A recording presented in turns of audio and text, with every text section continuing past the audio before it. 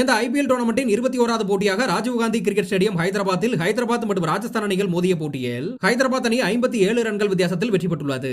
இந்த போட்டியில் அதிரடியான ஆட்டத்தை வெளிப்படுத்திய ஹைதராபாத் 216 ரன்களை ஸ்கோர் போர்டில் வைக்க பின்னர் அதை சேசிங் செய்ய களமிறங்கிய ராஜஸ்தான் ராயல்ஸ் அணியை பார்த்தோம் என்றால் Vaibhav Sooryavanshi duck out, Dhruv Jurel duck out, Lhuan-dre Pretorius duck out என்று இன்னிங்ஸ் ஆனது தொடங்கிய முதல் ஓவரிலேயே இந்த 3 பேருமே டக் அவுட் என்று விக்கெட்டை பறி கொடுத்தனர். இதற்கு காரணம் ரைட் ஆர்ம் ஃபாஸ்ட் மீடியம் பவுலரான பிரஃபுல் ஹிங்கே தான். இந்த போட்டியின் மூலம் தான் ஐபிஎல் கிரிக்கெட்டுக்கு அறிமுகமான பிரஃபுல் ஹிங்கே யார் இந்த பவுலர் என்று அனைவருமே அசந்து போக வண்ணம் சம்பவத்தை செய்துள்ளார். பின்னர் இன்னொரு அறிமுக பவுலரான சகிப் ஹுசைனின் பந்தில் ஜெய்ஸ்வால் விக்கெட்டை இழக்க பின்னர் ரியான் பராக்கின் விக்கெட் என்று பிரஃபுல் ஹிங்கே மீண்டும் ஒரு விக்கெட்டை வீழ்த்த வெறும் 3 ஓவரிலேயே ராஜஸ்தான் 9 ரன்களுக்கு 5 விக்கெட்டை பறிகொடுத்து இருந்தது.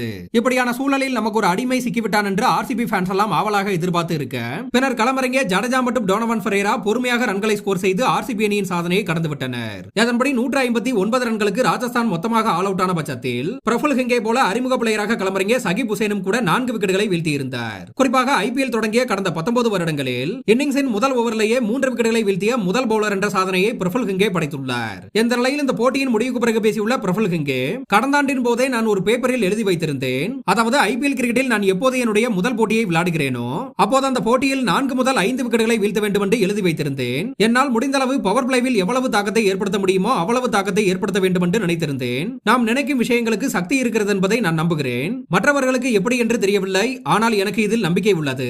இந்த பிளேயர் ஆஃப் த மேட்ச் அவார்டை நான் எனது குடும்பத்திற்கு சமர்ப்பிக்கிறேன். நான் இந்த இடத்திற்கு வருவதற்கு அவர்கள் நிறைய தியாகங்களை செய்துள்ளனர். நான் வீழ்த்திய இந்த 4 விக்கெட்டுகளில் சூரியவன்சியின் விக்கெட்டானது சிறந்ததாக இருந்தது. ஏனென்றால் அவர் தற்போது நல்ல ஃபார்மில் இருக்கிறார். இந்த போட்டியில் நான் விளையாடும் முன்பே சில பேரிடம் சொன்னேன், அதாவது சூரியவன்சியின் விக்கெட்டை நான் முதல் பந்திலேயே வீழ்த்தி விடுவேன் என்று. அது பவுன்சர் பந்தாக இருக்கலாம் அல்லது எந்த பந்தாகவும் கூட இருக்கலாம். ஆனால் நான் முதல் பந்திலேயே வீழ்த்த வேண்டும் என்பதுதான் எனது திட்டமாக இருந்தது. குறிப்பாக என்னுடைய பவுலிங்கை மேம்படுத்த எங்களது பவுலிங் கோச் வருண் ஆரோன் எனக்கு நிறைய உதவிகளை செய்துள்ளார் என்று பிரஃபுல் ஹிங்கே தெரிவித்துள்ளார்.